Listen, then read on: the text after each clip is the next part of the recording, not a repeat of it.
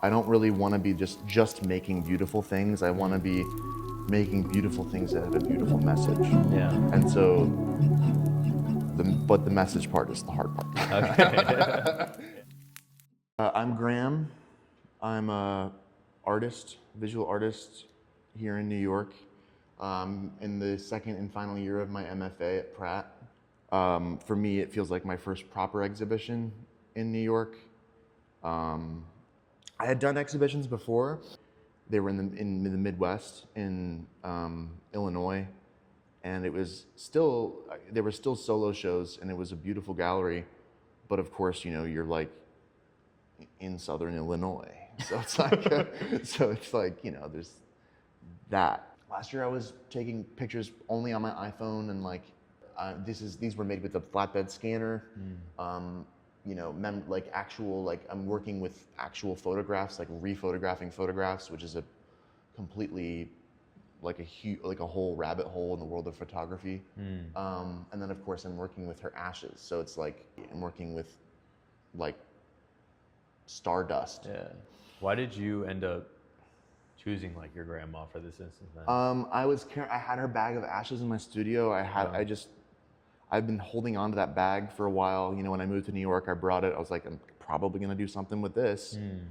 And then it kind of like, I guess maybe the pressure of like being in the final year, having thesis coming up, everything, like my mind was just kind of like, you need to like, where's the pivot? Where are you gonna like dig deep? Where are we gonna go? And like, because naturally, I think people are just like trying to reckon with who they are, and then that's just happening through whatever medium they're in. Yeah. What is who's the woman? So that's my grandma. Okay. That's her in her Lemo. The title of this piece is Lemo the Leopard. Okay. She was like on a kids TV show that was like drawing for kids or something back in the 50s, and so that was like one of her characters that she played. And I mean, I because of this kind of whole mental health thing and bipolar thing, I mean, you can see I'm waiting to distort it where her head is. Yeah. Because I'm like, bipolar, I think it's the prefrontal cortex or something. There's some specific location in the brain where it happens. So Yeah. I'm waiting for that moment to intervene. I think that one's interesting because, you know, she's drawing I think the original image, maybe it's not on the table anymore, but she's like, to children, she's like drawing some character shooting someone, and it's just like, you would never do that now. Yeah. Like you would never draw a gun and like bang and like this, like, so I don't know. I just thought that was like, it's just distinctly like American. When I was speaking with the curator, you know, I was like showing him the images that are in my studio, the scans of the bag of ashes. Yeah. And that was originally what we were going to show. And he was like, well, what else can you find about her? And so I talked to my dad, who's got tons of stuff, and he sent me a box of her headshots and contact sheets and like letters and like one of her professor's recommendation letter from Pratt was in the box. And so like I just wanted to kind of, you know, invite people to interact with that archival material and like kind of reckon with her or this extremely presentation of her. Could we grab one and you kind of Absolutely. run me through it? Absolutely, Like, absolutely, just kind of tell the story behind them. Yeah, I think yeah. that'd be sick. Yeah. So this, I don't know. Let's see. This is, I don't think she was much of a singer, but of course she had someone take pictures of her singing. Yeah. So I don't know.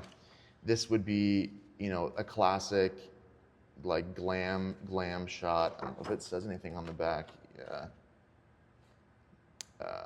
These look like newer notes, but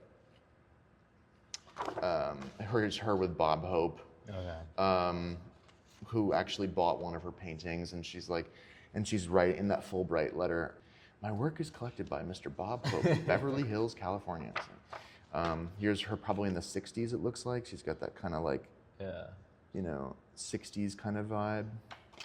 So here's this the Leopard and Lee's Adventureland. So it was kind of like, it looked like a puppet show, art, kids level type thing. And this is a lovely image of her. That it is still kind of this like this artificial, kind of highly retouched, but it's still, she seems sweet and lovely in this.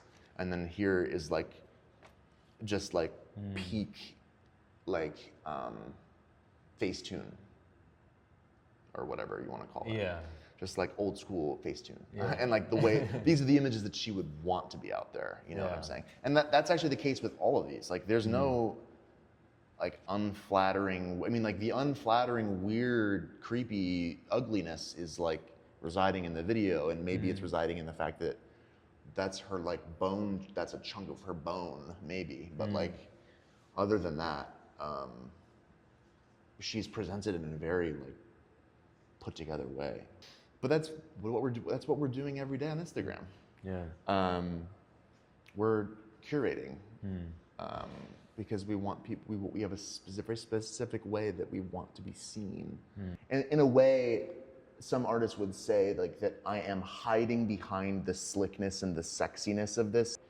It looks slick, but some artists like Wolfgang Tillmans probably would be like, don't hide behind the cool. Is there anything else you'd like to add about like you and these pieces? Art is about vulnerability, I think. Like there's no such thing as an exhibition or an artwork or anything where it was super vulnerable and people were like turned off by it. Yeah. Like vulnerability is humanity. It like pulls you in. It's like, it's a beacon. You're like, you see it and you're like, oh, cool. Art is about like really like pulling your soul out of yourself and like combine the right material with the right content, the right subject. You just start, your work starts to just like supercharge in this like amazing way. So, material. Yeah. Cool. I appreciate you, man. Absolutely. That was fun. Yeah, absolutely. I love learning about like all the little details about, I don't know, just like you, your grandma.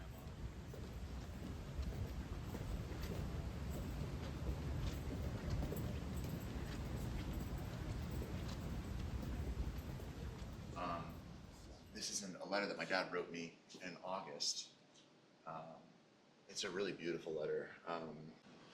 You know, the title is Oboe and Bassoon, and he's essentially saying that we're like, he says, we're like woodwinds together. Oh, okay, here we go. I love the trips we take in northern Michigan. We canoed in the Crystal River that winds its way through town. The smiles on our faces tell it all. I adored Graham when he was a child, as he played with his tiny trucks. Such a joy to be around. He lit up my world. I was so grateful to have him in my life that I once prayed the deepest prayer that I could muster, that I would survive to see him grow. God has answered. He has grown into a fine man. He is and always will be an extraordinary soul. I did my best. I hope it was enough, my son, to fill your cup. We are both like woodwinds, you and I, from the same family, playing this from similar music and listening to similar